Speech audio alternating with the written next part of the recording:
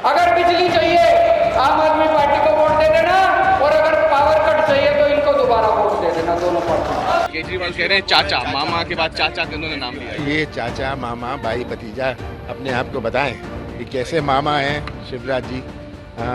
जनता समझ रही है। केजरीवाल साहब, मध्य प्रदेश में आपके राजनीतिक दल का फ्यूज उड़ा हुआ है, क्या बिजली दे पाएंगे आप? नमस्कार, आप देख रहे हैं दिल्ली तक। मैं हूं आपके साथ अनुराधा तंवर। दिल्ली के मुख्यमंत्री अरविंद केजरीवाल के लिए आखिर कांग्रेस ने क्यों कहा कि आपका यानी कि आपके राजनीतिक दल यानी कि आम आदमी पार्टी का फ्यूज उड़ा हुआ है?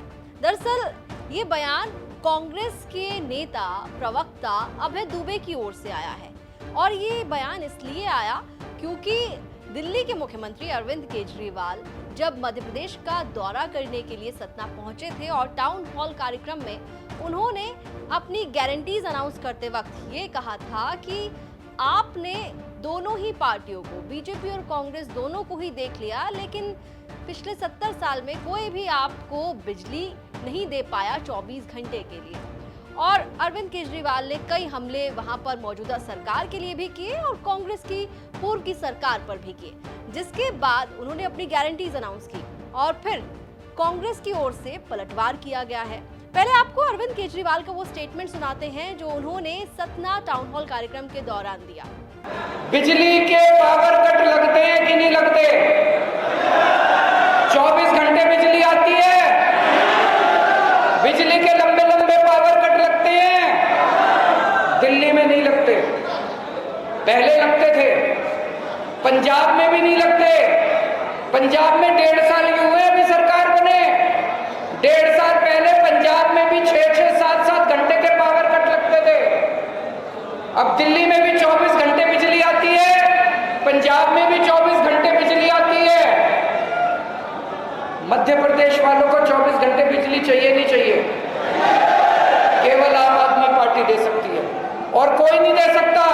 आपने दोनों पार्टियां ट्राई करके देख ली, 75 साल हो गए और 75 साल इन्हीं दोनों पार्टियों को ट्राई करके देख लेना, बिजली नहीं आने वाली। बिजली तो केवल आम आदमी पार्टी देगी। अगर बिजली चाहिए आम आदमी पार्टी को वोट दे देना, और अगर पावर कट चाहिए तो इनको दोबारा वोट दे देना, दोनों पार्टी। तो दिल्ली के मुख्यमंत्री अरविंद केजरीवाल के गारंटीज अनाउंस करने के बाद कांग्रेस की ओर से कई रिएक्शन सामने आए, जिसमें कांग्रेस प्रवक्ता अभय दुबे का स्टेटमेंट आया और उन्होंने कहा कि अरविंद केजरीवाल साहब, मध्य प्रदेश में आपके राजनीतिक दल का फ्यूज उड़ा हुआ है। क्या कहा अभय दुबे ने, सुन लीजिए। केजरीवाल साहब, मध्य प्रदेश में आपके राजनीतिक दल का फ्यूज उड़ा हुआ है, क्या बिजली दे पाएंगे आप?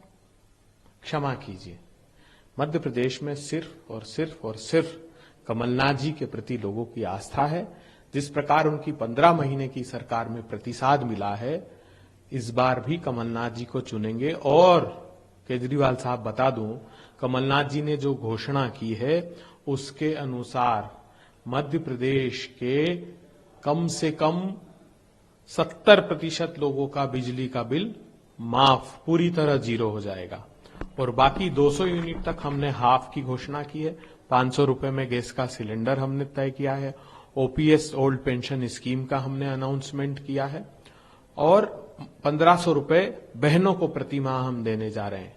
चूंकि कमलनाथ जी ने पिछली सरकार में माफिया मुक्ति का अभियान चलाया था, किसानों के 27 लाख किसानों का कर्ज माफ किया था, बाकी किसानों का कर्ज माफ करेंगे। तो अब भारतीय जनता पार्टी साफ, और केजरीवाल जी आप कीजिए माफ। आम आदमी पार्टी और कांग्रेस पार्टी के बीच बयानबाजी चल रही है, पलटवार चल रहे हैं, लेकिन ये दोनों पार्टियां लोकसभा चुनाव के लिए एक हो गई हैं। दोनों पार्टियां महागठबंधन, विपक्षी महागठबंधन का हिस्सा हैं, जिसका नाम इंडिया रखा गया है। अगली बैठक होने वाली है इंडिया की मुंबई में 31 अगस्त और 1 सितंबर को, और इस बैठक में अरविंद केजरीवाल भी शामिल होंगे।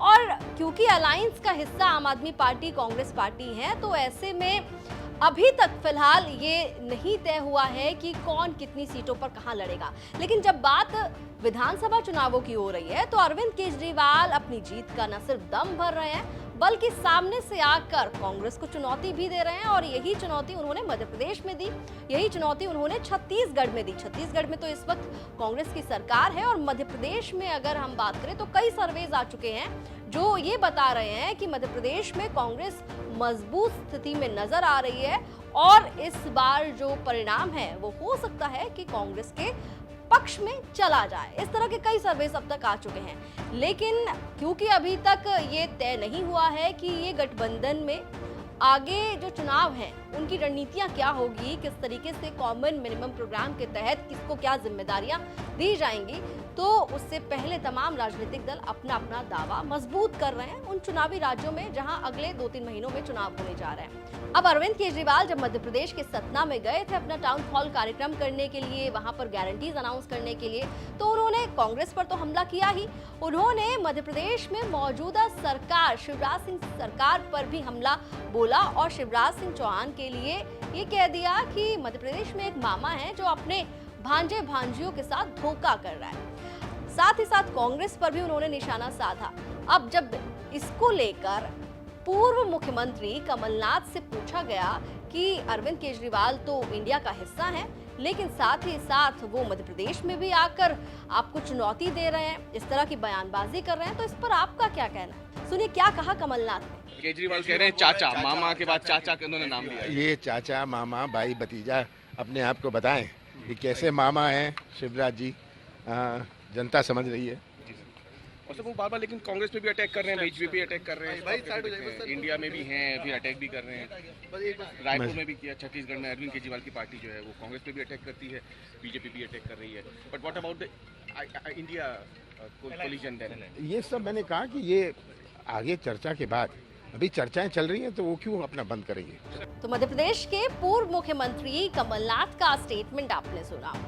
उन्होंने कहा कि देखिए अभी तो कुछ तय नहीं हुआ है और हर कोई अपनी अपनी तरीके से बयान दे रहा है और वो भी दे रहे हैं, वो भी तैयारियां कर रहे हैं, लेकिन अभी देखना होगा कि आने वाले समय में क्या कुछ तय होता है। और वाकई अब जब विपक्षी महागठबंधन की अगली बैठक होगी, यानी कि जो मुंबई की मीटिंग होने वाली है, उसमें क्या फैसले लिए जाते हैं ये बहुत महत्वपूर्ण होंगे, न सिर्फ लोकसभा चुनाव के लिहाज से बल्कि ये भी देखना होगा कि क्या इस मीटिंग का असर विधानसभा चुनाव की रणनीति पर भी पड़ता है। तो देखते हैं कि क्या होता है मुंबई मीटिंग में विपक्षी महागठबंधन इंडिया की इस बैठक में, जिस पर सभी की निगाहें टिकी हैं। लेकिन इस बीच जिस तरीके से बयानबाजियों का दौर चल रहा है वो तमाम बयान अब तक हम शेयर कर रहे हैं, साझा कर रहे हैं, पलटवार जो हो रहा है वो भी आपको बता रहे हैं। आपकी क्या राय है जिस तरीके से आए दिन बयानबाजी हो रही है, इसको लेकर कमेंट करके बताइए।